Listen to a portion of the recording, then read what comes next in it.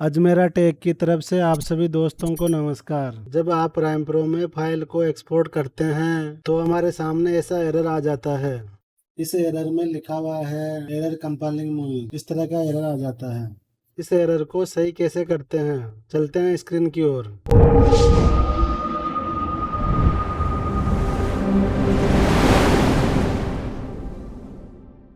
इस एरर को ख़त्म करने के बहुत से तरीके हैं, लेकिन आज मैं आपको सबसे आसान और सबसे जल्दी सॉल्यूशन हो सके वही समाधान के बारे में बात करेंगे। पहला तरीका, फाइल पर जाना है और इसमें नीचे प्रोजेक्ट सेटिंग पर क्लिक करना है।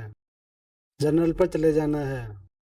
इसमें ऊपर रेंडर का ऑप्शन होगा, इसमें यह ग्राफिक कार्ड पर सेट होगा। इसे आपको CPU पर सेट कर लेना है। इसका मतलब यह है कि जो हमारे कंप्यूटर में मेमोरी है उस पर सेट कर लेना है। दोस्तों, कभी भी आपके सामने रेंडर में ऐसा कोई एरर आता है तो सबसे पहले आपको इसे CPU मतलब सॉफ्टवेयर ओनली पर सिलेक्ट कर लेना है। इससे क्या होगा कि वीडियो एक्सपोर्ट होते समय टाइम तो लगेगा, लेकिन आपकी समस्या का समाधान हो जाएगा। और इसे ओके कर देते हैं।